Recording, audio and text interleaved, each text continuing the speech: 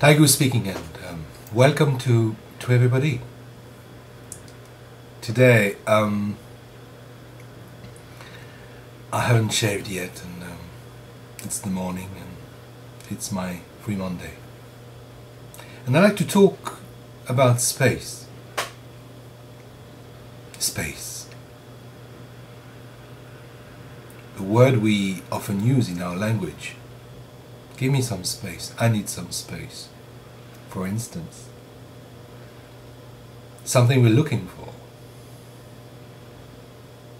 To store things, to pile up things. Something to breathe in. An element to expand. Now, space is extremely important in the experience of sitting. Actually, one could say that sitting is just allowing space to blossom. Not to make space, fabricate it, but allow it to bloom.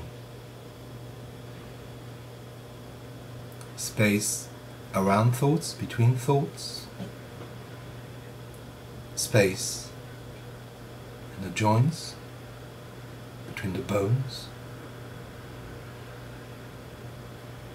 Space between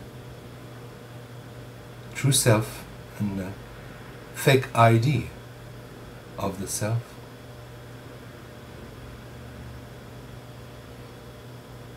Space. Now there is a chapter in Shobogenzo, an entire chapter, which deals with space. And before I get to that chapter, in the book originally published by or translated by Kazuaki Tanahashi, Enlightenment Unfolds. In that book, the chapter called Space, Koku, is just next to another one, another very short text of Dogen, which is on carving the Buddha image for the Daibutsu Monastery. Daibutsu Monastery being the original name for Heiheiji.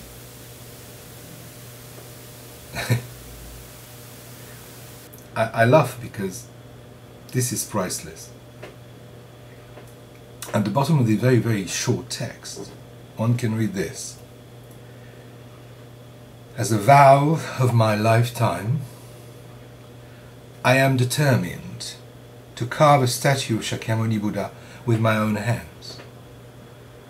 I'm not certain how long I will live, but this is my intention.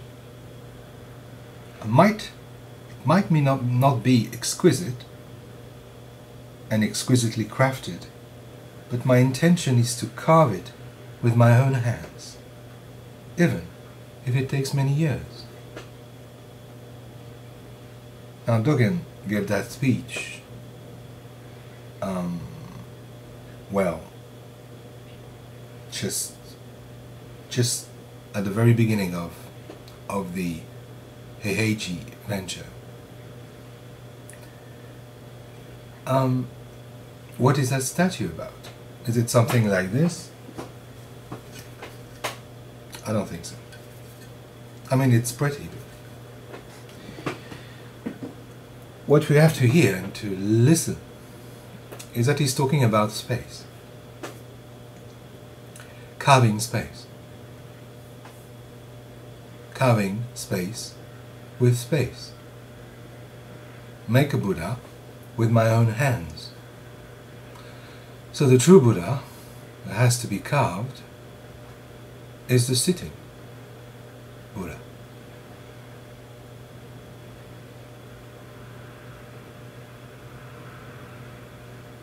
And the mudra, it's made of flesh, space, bones, space, hands, space, And one step further, carving this self-space is also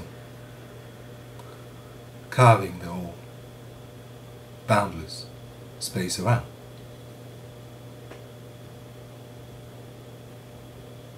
So making a Buddha is not making something, an object,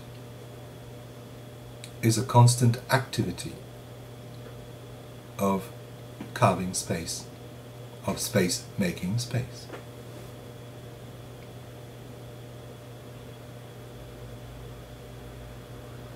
Of course, when we think about space, we always think about a gap. We can visualize an empty room, or sometimes we could look at the sea and be very taken by this immense field, or look at the sky, or imagine the space between the solar systems, the billion of solar systems in our galaxy, or the space between the billions of galaxies in the universe. Of course, the space that Dogen is talking about all the time is not exactly that space. That space can be named as the matrix of all forms, could be seen as the womb of all Buddhas and manifestations. Within that space arise mountains, rivers, cities, human beings, stars. Name it. You have it.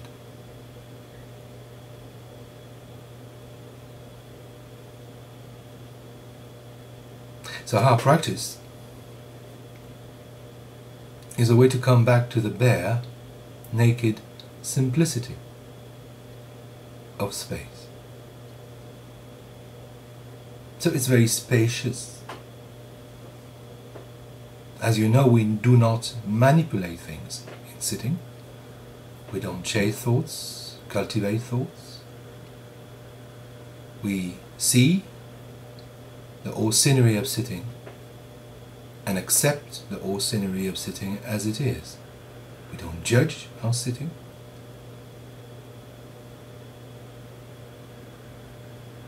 That's space.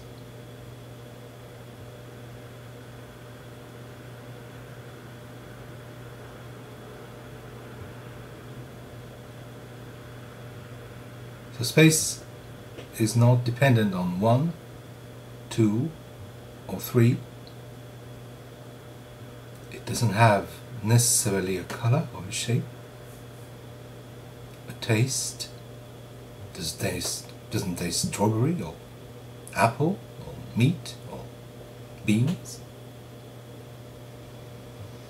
It's not Eastern or Western. What we are all invited to do is to surrender to that space and practice it, within it, and practice it.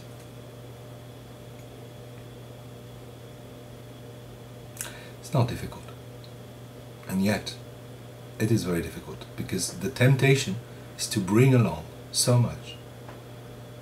Sit on a cushion and immediately all these thoughts, all these habits, all these things creeping. The weight of the conditioning, the weight of these 30, 40, 50 years of repetition, of taking things for granted. Okay. Now, before looking at Busho, I'd like to actually look at that chapter space, just to see if this is a good space. Getting my nose. It's the story, the opening koan of that chapter. Right, it's a nice day out, and I've got some shopping and lots of things to do. So take care. And sit well.